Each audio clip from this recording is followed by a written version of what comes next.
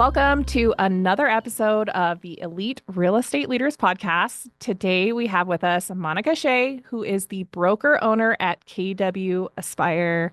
Monica, welcome to the show. Thanks. I'm so happy to be here.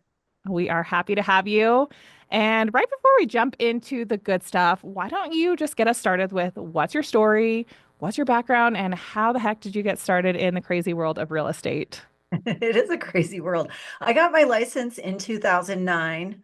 And if any of the people listening or watching this remember what that market was like, it was not an easy one to figure out a career. I was a single mom, newly single mom. I had a 6-year-old daughter. I had a $2,300 a month mortgage payment. It was kind of sink or swim. And looking back, like I had a lot of nerve jumping into a 100% commission. And it was tough. I don't think I thought I would fail. I invested in real estate for a little bit with my ex-husband, so I had a little bit of a real estate background, but I was newly licensed, when the market was crashing. Um, I would call my mom and my best friend, both in Florida, and I would say, I have to make $60,000 a year just to pay the bills and like not be in debt. Just tell me I can do it. And they were so convincing and they're like, you've got this. You can totally do it. It's just a couple deals a month. I'm like, okay, I got it. And so I had some support teams there to kind of pump me up a little bit and encourage me. And thank goodness I made it and made it. You can make it in that market, just like the last couple of years. If you can make it in this market that's, shifting and a little more challenging, you got it. It is eerily similar. Tell me I'm wrong. Yeah. Like I do price drops remember the like market back then and yeah, it's eerily similar. So you're right. If you can make it in this, you can make it in anything. This is not even just for real estate, even on the insurance side, we are experiencing the toughest market we've seen in 100 years. So I really commend you. And the good thing is you're in Colorado Springs. Colorado Springs has consistently made the top list of places to live on so many different articles lately. I've just been seeing it in the news the last couple of years. So just tell us, why is Colorado Springs such a great place to live, and just a little bit about what helps you stand out in such a highly competitive market out there. yeah. It is a fabulous place to live. I've been here a little over 20 years. I'm from Florida. And I mean, we have Pikes Peak, Garden of the Gods, natural beauty and wonders, things like that. We're Olympic City, USA. We have, I think, more sports associations and like professional sports associate organizations than any other city in the world, I think. But we are Olympic City, USA. So we're a hub for all of this fun stuff. Plus, we are just down the road from Denver. And so we have local sports teams here for sure. We have a brand new amphitheater that just opened up near my office where I got to see Dirk Bentley last year without Ah, having to drive cool. to Red Rocks. But for going to Nuggets games or Broncos games, whatever, all we have to do is pop up the road an hour and everything's right there. So we get the best of both worlds. We don't have that big city urban vibe, but we get the best of everything. I love it Sure. here. Yeah, and you're right. I'm not in Denver, but I'm pretty close, and it really is just an hour drive down the highway. It's a super easy drive, so I can attest to that. But I want to get into a little bit more of your real estate strategy. So what kind of strategies? I mean, I know everyone and their brother is a real estate agent these days, and somebody always knows somebody. So what helps you from a strategy standpoint to stay relevant in such a crazy market? Mhm. It's definitely a focus on a client-centric focus and building relationships, which I don't know if that sounds cliche or not, but I definitely walk the talk on that. I am a Disney person at heart, and Disney connects with their guests on a very emotional level. It's a personal level. And I really try to do the same. I even founded a real estate training company based on Disney's business models of client and guest engagement. And that's what I incorporate in my business. So my business is personal. I connect with the kids. I mean, I stay in touch with my clients forever, even after they move away. So even, client events and through a transaction, like we involve kind of the whole family, and it is personal. My clients are not just a number, they're not just a transaction to me. And I know that that shows. And I'm really proud because that is what my business is built on. And my reviews show that as well. I remember someone wrote once, after working with Monica, you'll want her to be your best friend or something like Oh. that. I was like, oh, that's so nice. First of all, I just have to point out that you do have a Mickey Mouse picture in your background, and Yeah, I just putting together the pieces now, so I absolutely love that that ties in. it's a hint. And yeah, you're like the Disneyland of real estate agents. I love it. So I definitely am. safe to say you provide an amazing experience. So jumping into, like the client experience focus, um, you're providing that exceptional experience for your Yeah. clients. But again, what are some like unique marketing techniques or digital strategies that Mhm. have helped, let's just say your listings get some more visibility? Well, I really love being creative. I try to think outside the box. And so this weekend, in fact, I'm hosting a very different open house Mm. at one of my little bit higher end listings. It's a Taylor Swift themed open house. So cool. Yep, and we've got it dialed in. My oldest is 20 and we are both Swifties. She's a little more hardcore than me, but we were fortunate to see Taylor at a couple different shows, including her final show in Canada.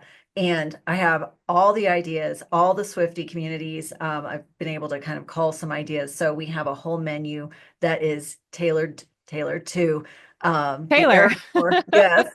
So we have lavender haze cupcakes and Uh, we I knew you were truffle chocolates. Like that's so we have it cute. all themed to the max. And so I just kind of announced that event last night and with all the marketing with it. So I try to be creative and, um, theme what I do if I can. Everything I do, I pride myself on. Um, it's going to be high quality, deliver excellence is kind of my slogan. So I try not to halfway do anything and really to get creative like that. Some of the other things I do, like we have a superheroes guide for moving with kids and it's kind of themed to Marvel a little bit. Yep.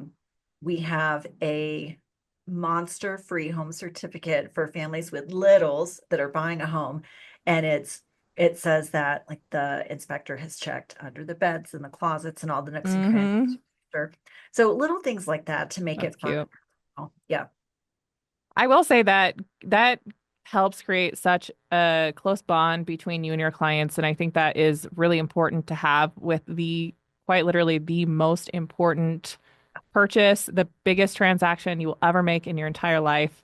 So, and some people only do it once. So I love that you're making it, like we said, this Yeah. Disneyland experience. Yep. And I might just have to stop by this Taylor Swift open house because it I'll send you sounds the so invite. cool. It's pretty Um, cool. do you market these on your social media? So if someone could Heavily. followed your social media, they would see all of these on there. Yeah, yes, you will die when you see everything. We have a champagne problems, champagne and sparkling cider, little I bar. love It's it. it's pretty next level. Yeah, for sure. Follow me on social media. You'll see all the fun stuff. I'm always happy to share and collaborate with other agents or other industries as well. Might as well make it fun and might as well work together and bring each other up. Exactly. It's there's enough to go around, right? So Oh, why not share the wealth a little bit? yeah. And For kind of one go thing ahead. I'll add, for marketing and really for presence, there's a fine line, and I don't think everyone hits it between being friendly, approachable, and fun. I'm not an influencer. I Mhm. know my money is not made by putting out, silly Taylor Swift reels on Instagram. Um, the only reason I do things like that is to show my personality and be a little more authentic, and it's fun. So yeah, we got to have fun in what we do. But there's a fine line between showing your personality and having that relationship with the client and making sure they understand I might be really fun and care about your kids not being afraid of monsters in the closet, but I know my stuff and I'm one of the top agents and I'm going to get the job done because I'm not just a friend to my clients. Like they hire me for a reason, and that's to get it done. So that balance can be hard because you don't want to be too business where they're like, I just felt like a number in a transaction. And you don't want to be too friendly where you're like, she's a friend, but is she really a great realtor? So Right. that's hard, but I try It's to a fine find. line. You put your money where your mouth is, and I love that because you got to be able to have fun. I mean, that is what sets the transaction apart, and that's what people want to be a part of. You know, it's still at the end of the day a community, which actually I was been kind of wondering about the demographic a little bit. So what type of patterns are you seeing with who's buying in the area? Because I know at one point we had a major influx of people from out of state. What are you seeing right now with buyers? I do still see quite a few from out of state. My average price point is around 650. Um, and in that demographic, it's some military, we're a military town. So I'm Yep. always going to have military clients, and I love that. No matter the price point, it doesn't matter to me. I do see still influx, less so migration from Denver. Like during COVID, that was definitely more prevalent. I don't see it quite as much now. Um, but a lot of out of state and from all over it. So people, I think our numbers are for Colorado in general, California and Texas. Those are the top in and out word movement for the state. We're probably similar to that, but honestly, I have clients from all over. Florida, I get a lot from Florida, just really all over. Most of my business is referral based, or they find me online.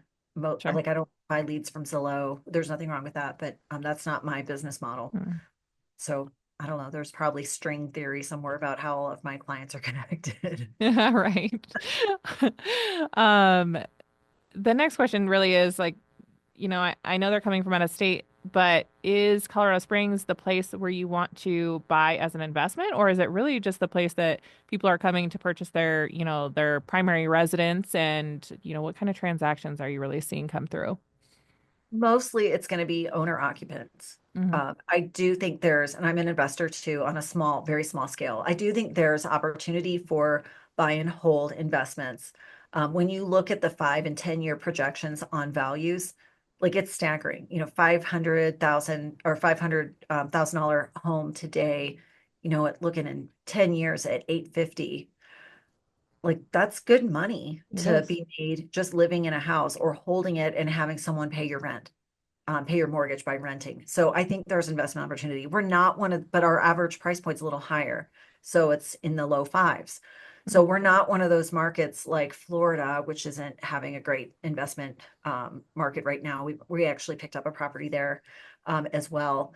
So our climate's a little bit different than Mhm. that. And our price point's a little higher, which I think makes it not as affordable for those investors.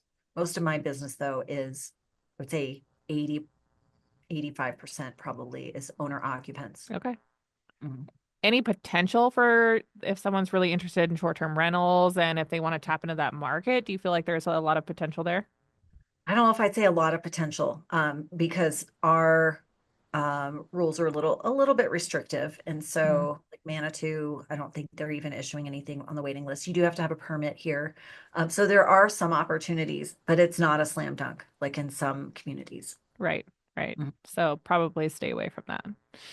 But I Yeah, we do got to be love real the careful. It'll take some time, and on both of our sides, it's going to take some research to make sure that you're not left holding the bag if the rules change Mhm. and you bought a short-term rental and now you can't. I love that you research all of that because a lot of times when you ask these people these questions, or if you ask anybody these questions, they're like, well, you're just going to have to kind of do that research on your own. And sometimes it's really hard to find that research. So Yeah. I appreciate that you've done all of that and you're an investor yourself and you can Mhm. kind of speak to that. So Yep. that's really refreshing. Thank you for Yeah. that. Sure. Um, but also, what I want to talk about that's really refreshing is that you have only owned this business for 2 years. Tell me a little bit about, I mean, we know you have extensive real estate experience, but tell me just a little bit about that journey and why you decided to open this business. This office. Yeah. So I've been a realtor since 2009, but 2 years ago, I left an independent company that I was at that was fantastic, but just very local, without really any reach for national talent, or it just wasn't a big enough pool to swim in. Um, I really didn't have any other office in town that I felt had the culture that I wanted to be in myself. It was very self-serving. So I partnered with another top agent here, great reputation, also a Disney person. And So he, cool. right, that always helps. And we opened this office 2 years ago and Keller Williams Aspire. And we really are different. We are extremely collaborative, kind of open door, open book for any of our agents here. We know that we're rarely going to be in competition directly with each other. And even if we are, it's going to be the one-offs. We're here to help each other be better and enjoy what we do so we can fill each other up and have and collaborate and have fun, um, and really bring our best as a realtor community here better than we can on our own as silos. Feels like the stars aligned and you really found your purpose and where you needed to end up. I love when life throws us those moments. Yeah, And you can tell just in the way that you talk about it that it's so genuine. So I appreciate you sharing that with us. And if yeah. anyone's out there listening and thinking, "Hey, I need Monica to help me with real estate," how can they get in contact with you? Yeah, I'm happy to help. Even agents, if you have questions or you're curious about how I do what I do, I'm really happy to help and brainstorm. You're welcome to find me on Facebook and Instagram at Monica Shea CO is probably the easiest way. My website is Peak Home Search, like Pikes Peak Homesearch.com. You're welcome to check me out there, but reach out. I'm always happy to chat. Awesome. Well, thank you for sharing today. I hope to see you back on the podcast soon with some more information, and we will talk to you soon. Thank you. Sure. You're welcome.